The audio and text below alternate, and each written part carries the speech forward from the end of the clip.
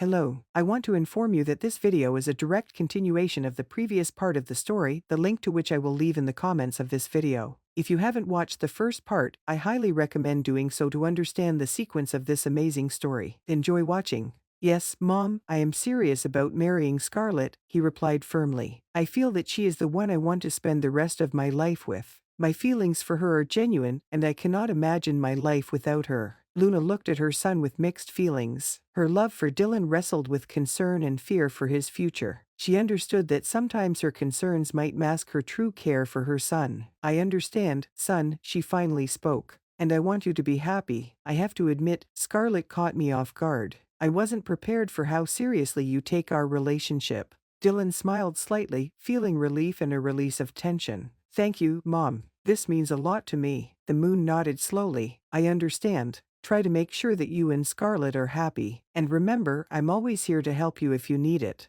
They hugged, and Dylan felt that this conversation brought some clarity and understanding between him and his mother. Yes, Mom, I'm seriously planning to get married, declared Dylan. Well, okay. Ultimately, I have to trust your choice. Yes, and in this case, I'll soon have grandchildren, won't I? Said the mother, trying to find positive aspects in the situation. We haven't thought about that. Maybe they'll come. Dylan was still upset with his mother, although he felt she was ready to reconcile, and apologized to Scarlett right away. She will soon become a member of our family, my future daughter-in-law. Let's file the papers at the registry office, and this weekend, let's invite her over to discuss wedding preparations, stated the woman. Dylan was taken aback. His mother's sudden agreement to the marriage somewhat puzzled him. Such swift consent was unusual for Luna, who had always possessed a strong character and the ability to stand her ground. However, Dylan was relieved that she had at least come to terms with his decision. Are you really not against our marriage? Dylan asked, incredulously. If you love Scarlett, I'm not against it. Your happiness is what matters most to me, honey, his mother replied, approaching and embracing him. Struggling with the thought that her son would create his own family, Luna realized that refusing to reconcile with this idea might result in losing him. That was unacceptable to her. Thank you, Mom, Dylan said gratefully. We're planning to live together with Scarlett. So, this weekend, we'll come to visit together. That condition doesn't suit me at all, objected his mother. Firstly, there are rules of decency. The groom and bride don't live together before the wedding. Secondly, you have your own house where you can take your young wife. It's better to live separately for now, that's what I insist on. Believe me, it will be better. Her voice carried a steely determination. Dylan paused for a moment, then said, You're probably right. Agreed. I'll wait for you at home in the evening. But for now, go to work. Walking through the corridors of the publishing house, Dylan still couldn't believe that his mother had given in and agreed to accept Scarlett. He looked forward to the moment he could tell her about it in the evening. Why wait until tonight? He thought. Scarlett, do you have your passport with you? Dylan asked the girl over the phone. Yes, what's going on? She inquired. Let's meet in the city center by the fountain during the lunch break. Is that okay? Dylan proposed. Fine, but what's going on? You'll find out when I get there, Scarlett replied, after which Dylan hung up. He pondered for a moment and then picked up his smartphone again to call the flower delivery service. I can't just go with Scarlett without a bouquet, Dylan thought. 2 months later, Dylan and Scarlett became spouses. The young couple experienced sincere happiness, and Luna, to maintain her reputation in front of the guests, agreed to the wedding. Over 50 people attended the celebration, mainly colleagues from the publishing house, business partners, and friends. Harper and Liam were also on the guest list, along with a few close friends of Dylan. The ceremony took place at a restaurant. Scarlett looked stunning in her snow-white dress, and Dylan, in his blue suit with a boutonniere of small white roses, looked smart and mature. Watching her son, Luna occasionally wiped away tears after the wedding. The young couple settled into the apartment belonging to the groom and his mother. After lengthy debates, it was decided that they would live together with Luna for the time being. The apartment was spacious enough to accommodate everyone. Scarlett tried to help Luna with the household chores. She wasn't very confident in cooking since she hadn't been taught in her childhood, but she acquired a recipe book and tried to follow its instructions. Her mother-in-law constantly praised her for her decency and cleanliness, as the bride genuinely cared about cleanliness and order throughout the apartment. Immediately after the wedding, a tradition was established in the family of having joint Sunday dinners. On other days, the young couple could eat outside or later without waiting for Luna, but on Sundays at 5 p.m., they always sat down at the table. Scarlett mostly took charge of preparing dinner, but Luna often joined her. Sometimes, the mother-in-law and the bride cooked together in the kitchen. Once, when Dylan wasn't home, he dashed to the store while Scarlett was cutting vegetables and his mother was reading a magazine. "Could you please take the pot off the stove?" asked the bride. The woman got up, took the pot in her hands, and suddenly seemed dizzy. She fell to the floor, overturning a 3-liter pot of boiling broth onto herself. "Oh my God!" cried Scarlett and instantly rushed to her husband's mother. Luna was yelling loudly, then her cries turned into quiet sobbing. The girl grabbed her phone and dialed emergency services as soon as Dylan approached the entrance. Luna was already being prepared to be loaded onto a stretcher into the ambulance, and Scarlett was crying beside her. "What happened? What's wrong with Mom?" he asked. "She accidentally spilled a pot of broth on herself. It was very hot," Scarlett said, handing her husband a bag. "Go home, I'll go with her." Dylan returned home late in the evening, and Scarlett couldn't calm down. She blamed herself for asking Luna to remove the pot from the stove when she could have done it herself. "Mom is very distressed," remarked Scarlett, addressing her husband. "She got a serious burn. She'll be in the hospital," replied Dylan. "How did this happen?" "I was cutting vegetables, and she was reading a magazine. I asked her to take the pot off the stove. She got up, but then started swaying and fell. Maybe she felt unwell and blames herself," explained Scarlett. "Don't blame yourself, you're not at fault, Mom. Do you think I don't know about this? She's had blood pressure issues for a while. Age doesn't make anyone immune to illnesses. Everything will be fine, don't worry," reassured Dylan. Luna spent an entire month in the hospital. Dylan had to temporarily take over the management of the publishing house. Scarlett requested leave from work and took care of her mother-in-law. She hardly left her side. She was in the hospital room from morning till evening, feeding, helping change clothes, talking to Luna, and reading manuscripts that Dylan passed on. During this time, the bride and mother-in-law became very close. After being discharged from the hospital, they returned home to their family. During dinner, Luna, with a serious expression, said, "My children, I've had time to think everything through. Dylan, since you're doing an excellent job as director, stay in that position. As for me, I'll take some time off." "Mom, are you sure?" "Don't rush. I have another proposal," Dylan interjected. "I bought a plot of land in the city limits a while ago. It's time for us to move out of this 3-bedroom apartment, which, I hope, will soon become too small for us. After all, you're planning to gift me grandchildren. So, son, let's start building a house. I think we can do it in 2-3 years, Luna responded. "Now, this is a turn of events," exclaimed Scarlett in surprise. "That's great, of course, but I also had thoughts about this," Dylan addressed his wife and mother. "I've got some savings, and I thought, maybe Scarlett shouldn't work for others anymore. Maybe she should have her own beauty salon. Small, but hers. What do you think about that, Mom?" Scarlett looked back and forth between her husband and mother-in-law in surprise. Everything said at the table this evening was unexpected for her. She couldn't even imagine herself as a salon owner. "Great idea," smiled Luna. "Let her try herself in business. And you, help her." I don't even know what to say," exclaimed Scarlett happily. "That's so much work. I'll need to find a place, buy equipment, hire staff." "You'll do great." Dylan embraced her and kissed her on the cheek. "You're brilliant." "Well done indeed," supported Luna. A blessing came out of misfortune. 8 years passed. The family moved into a large 2-story house with their own plot of land. Luna enjoyed tending to flowers, growing roses, asters, peonies, and zinnias. Dylan successfully managed the publishing house, bringing in a stable income. Scarlett became a successful businesswoman.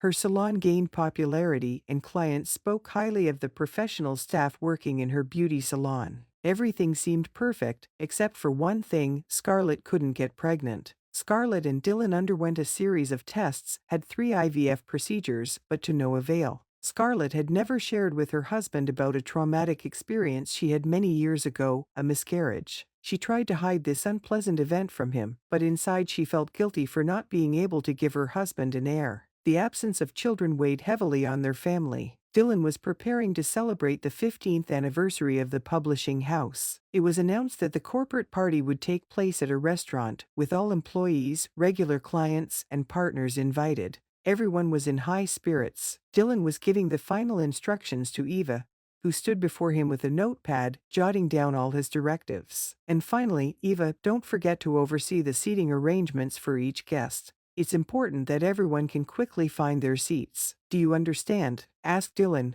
Yes, Dylan, mumbled Eva, smoothing her hair. She was still trying to make an impression on the attractive director. Dylan fell silent, scrutinizing her intently. Her attire looked excessively provocative. Eva, have you considered dressing more conservatively for work? The man asked. And don't you appreciate fashion, sir? Eva sharply retorted. In my opinion, I look very stylish and modern. I'd rather call it vulgarity, Dylan interrupted her. That's enough, go. The previous evening, Dylan's mother had once again begun a conversation about how they couldn't seem to give her grandchildren, which had brought Scarlett to tears. The man was so worn out by the constant conflicts between his mother and his wife that at times he did not want to return home. Recalling his wife's emotional display from the previous day, Dylan sighed heavily. Of course, he also wanted to have a son, but his feelings for Scarlett had not diminished over all these years, and he was not going to part with her just because there was no child in their family. His mother, however, continued to hint that it would be better if Dylan divorced. She tirelessly repeated that time was relentlessly passing, that she was getting older, and soon she wouldn't be able to dote on a grandchild, if one ever appeared. Trying to push away the sad thoughts, Dylan immersed himself in work. Scarlett refused to attend the corporate party organized for the 15th anniversary of the publishing house, citing feeling unwell. She spent the entire night in tears again, only managing to fall asleep thanks to the pills she took. Okay, darling. I'll try not to stay long and come back as soon as possible. Dylan bid farewell, leaving for the celebration. He kissed his wife and left the house. Scarlett sadly watched as the car drove away through the gates. The woman felt that she had been in a terrible state for a long time. Even 2 weeks spent with her husband at the seaside this summer couldn't fully ease her mental state. The idea of going to a restaurant, where guests are having fun and rejoicing, while she feels a crushing heaviness inside, seemed unbearable. Her mother-in-law did not miss the chance to add fuel to the fire, telling her husband that he should leave his infertile wife, and sometimes expressing her discontent directly, which brought Scarlett to tears. The marriage was falling apart at the seams, and she didn't know what to do. The restaurant was noisy and cheerful, guests were dancing, occasionally interrupted by congratulations and gift-giving.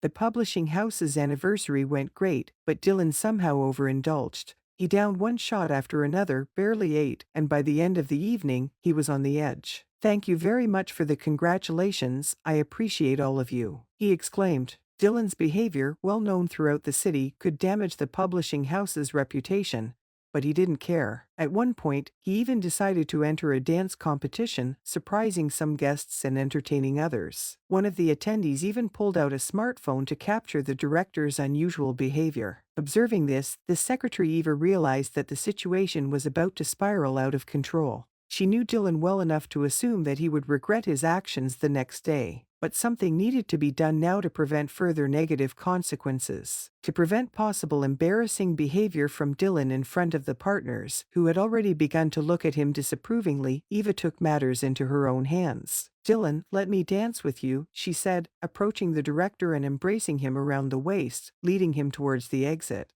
Where are you taking me? I'm having fun here, protested Dylan. We'll continue to have fun, just outside in the fresh air, Eva persuaded him, insistently guiding him towards the exit. She quickly hailed the first available taxi and ushered the exhausted director into it. She sat in the front seat, making room for Dylan, and promptly informed the driver of their destination. Where are we heading? Murmured Dylan, trying to focus. To a secluded place, where secrets will remain unknown. Dylan, the secretary gently responded. Is this really necessary? Inquired the director, barely lifting his head from Eva's lap. It seemed he was on the verge of falling asleep right in the car. Hey, don't sleep. We're almost there, Eva reminded him. After settling the fare with the driver, Eva barely managed to pull the director out of the car and lead him to her living quarters. She resided in a student dormitory, but was on familiar terms with the woman at the front desk, who, somewhat groggily, let them in. In her room, Eva retrieved a half-empty bottle of brandy from the cabinet, and poured the contents into glasses. "You need to relax a bit," she said, offering the glass to the man. "Come on, like this, gradually." After a small amount was consumed, Dylan began to come to his senses. When he asked where they were, Eva affectionately wrapped her arms around the man's neck, whispering in a mysterious place, "You'll like it here. You have no idea how much." She kissed him. Under the influence of alcohol, Dylan was only vaguely aware of what was happening, but he did not lose control. Eventually, Eva got what she wanted and dragged the director off to her bed. The next morning, Dylan had a terrible headache. With horror, he realized that he was in a small room, in a strange bed, next to his secretary, who was still stirring slightly. He got up, found his clothes, hastily dressed, and quickly left. Upon returning home, Scarlett was stunned. She had never before seen her beloved husband in such a wretched state. "You overdid it. You shouldn't have come back in this state," she said, listening to his story about how he had fallen asleep on the couch in his office at the publishing house. "Go take a shower and lie down, rest. You need to wake up," Scarlett advised him. "It's awful, you smell so bad. Why did you drink so much?" "Forgive me, darling, I don't know what got into me," Dylan apologized. His mother and wife tried not to dwell on the incident. At the same time, Eva reminded the director at every opportunity of the good times they had together. She continued to approach him at work, which began to irritate Dylan, although he felt guilty. He was angry with himself, not Eva. One day, the secretary entered the office without invitation, looking concerned.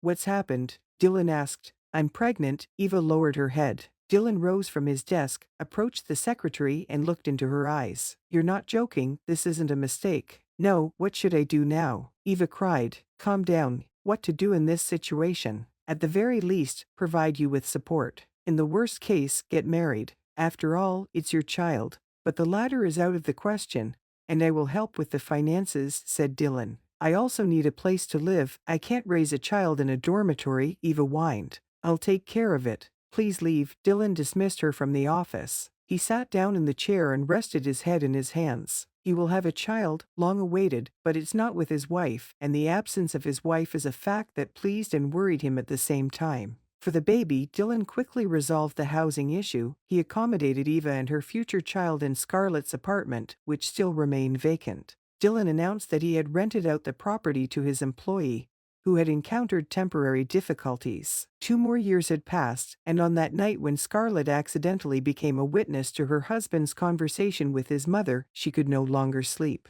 She and Dylan grew distant from each other and stopped making attempts to reconcile. They lived as friends, as acquaintances, and sometimes as neighbors. Dylan stayed late at work, not deeming it necessary to explain the reasons. Scarlett went to work at the salon as if on autopilot until an upheaval occurred. Dylan had another family. Scarlett's husband had a child on the side, a baby she couldn't bear. In the morning, Scarlett drank her coffee and headed to the salon. Thoughts about her beloved husband's double life haunted her. She walked, barely seeing anything, and suddenly the screech of car tires brought her out of her daze right at the pedestrian crossing. A huge black Jeep hit a girl with a stroller. Scarlett rushed to the injured girl, while the driver of the Jeep put the car in reverse and vanished from sight literally in the blink of an eye. "Pearl, are you alive?" Scarlett leaned over the young mother, who had already started to get up from the asphalt. A crowd began to gather around. Someone was shouting, "Call an ambulance quickly." Next to the injured girl's head, a pool of blood was slowly spreading on the asphalt.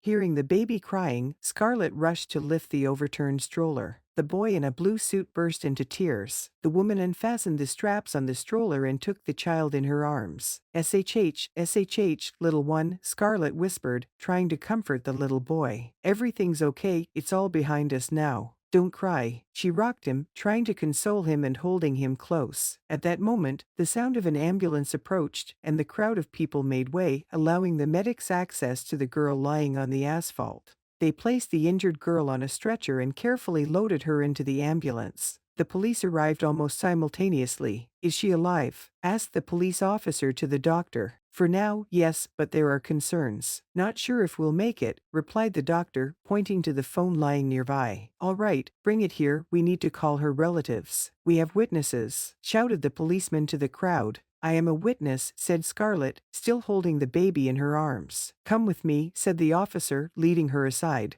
"Is this your child?" he asked. "No, what? This is hers, that girl's. She had the stroller. A car ran the intersection and hit her." Did anyone remember the car's number? Scarlett answered haltingly. No, didn't remember. Black, big, that's all, Scarlett reported. Okay, sign a statement. We need to go to the hospital, get information from the doctors. Can I come with you? Scarlett asked. Her child is here with me. The policeman carefully looked at Scarlett with the child. Get in the car, he said, simultaneously scrolling through the contacts on the injured woman's phone and calling numbers he assumed belonged to her close relatives. On the way to the hospital, the baby calmed down and fell asleep in Scarlett's arms. She entered the emergency room and sat down on a chair. Wait here, the father will arrive soon. I got through to him, said the policeman. If you need anything, water or anything else, ask the nurses. I'll inform them. What about the boy's mother? Asked Scarlett. She's undergoing surgery now, nothing's known yet. Let's wait, replied the policeman, walking away and leaving Scarlett alone with the baby. She couldn't take her eyes off the baby. He was about a year old, give or take. Scarlett didn't dwell on that detail.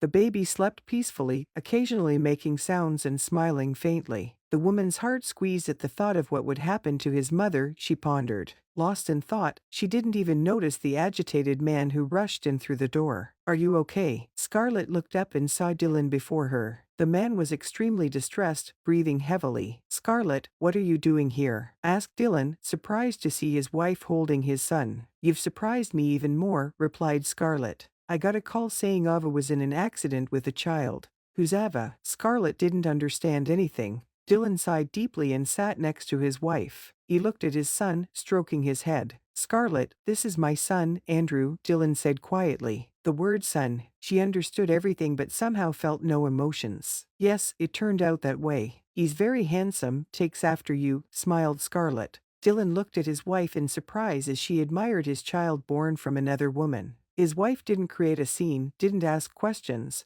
She simply embraced his son, who slept peacefully, smiling in his dreams. I'll explain everything to you, Dylan wanted to say. No need. What matters is he's alive. What matters is the baby is unharmed. Scarlett put a finger to her lips. SHH, you'll wake him. He has been through so much already. Okay, I'll stay silent. Dylan fell silent for a moment. Then he asked, what about Ava? The operation? Not known yet. Nothing, Scarlett whispered. At the end of the corridor, a doctor appeared, silently approaching them. Are you the husband? The doctor asked. Dylan glanced at Scarlett, then at the doctor, appearing bewildered. No, I'm the child's father, the man said uncertainly. I see. I'm very sorry. We did everything we could. She passed away. Stay strong. The doctor turned and walked away. Scarlett and Dylan remained silent. The baby in her arms stirred as if sensing that his mother was no longer there. Share your impressions of this story in the comments. Follow the link in the comments of this video to watch the next part of this amazing story.